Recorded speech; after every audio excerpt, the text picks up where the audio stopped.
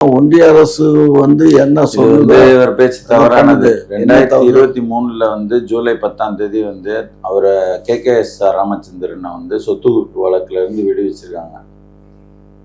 ஏற்கனவே அந்த அந்த இப்ப திமுக அரசோட ஆட்சி நடக்கும்போது ஒரு சொத்து குவிப்பு வழக்குல இருந்து விடுவிச்சு வர்றாரு. எப்படி அப்ப திமுகவோட கைப்பாவையா செயல்படுதுன்னு சொல்லலாமா?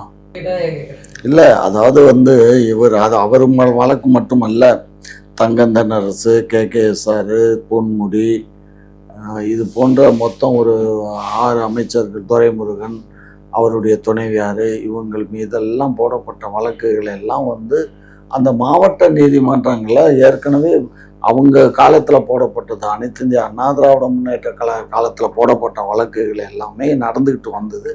அதுக்கு ரொம்ப கிட்டத்தட்ட ஒரு 7-8 வருஷம் ஆயிடுச்சு. அதுக்கப்புறம் வழக்கில் நீதிமன்றம் தீர்ப்பு கொடுக்குது. ஆனால் அந்த தீர்ப்பை ஒரு நீதிபதி சுவமோட்டோவை எடுத்து அதை மறுபடியும் விசாரிக்கணும் அப்படின்னு சொல்லி ஹைகோர்ட்டில் அந்த வழக்கு எடுக்கிறாரு. அப்போ அந்த சுவமோட்டோவை எடுக்கக்கூடிய அளவுக்கு இவங்களுக்கு யார் அந்த தைரியத்தை கொடுத்தது?